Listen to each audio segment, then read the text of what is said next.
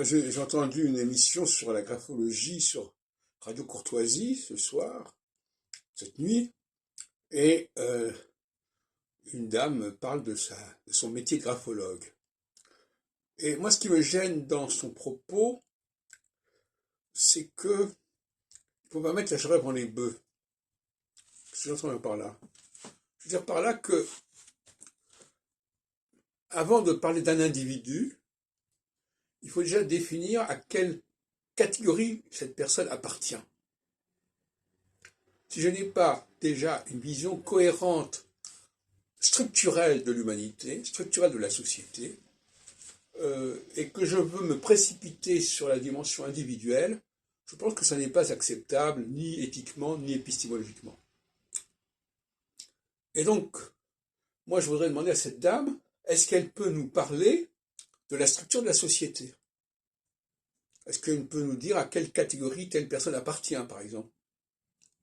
Est-ce qu'elle sait ce que c'est qu'être un homme ou être une femme, par exemple? Est-ce qu'elle peut...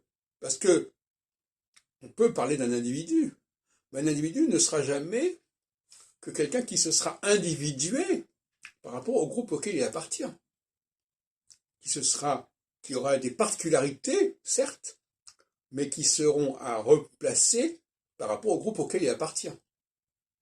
Donc on ne peut pas commencer à étudier un individu si on n'a pas une vision cohérente et claire du groupe auquel cette personne appartient.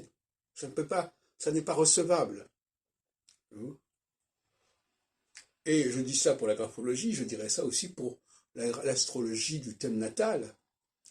Commencer déjà, et au niveau de l'enseignement aussi, bien évidemment, toutes ces disciplines exigent que l'on ait une conception cohérente de toutes les structures. Alors, les structures à la fois d'espace et de temps, les différentes catégories qui constituent l'humanité, mais aussi éventuellement les différentes phases par lesquelles l'humanité passe, puisque pour moi, il y a des phases qui sont synchroniques, c'est-à-dire qui sont vécues à un moment par toute l'humanité. Si on n'a pas cette vision globale et générale, c'est qu'on va se réfugier dans des études particulières et ce sera un pis-aller et une pénurie.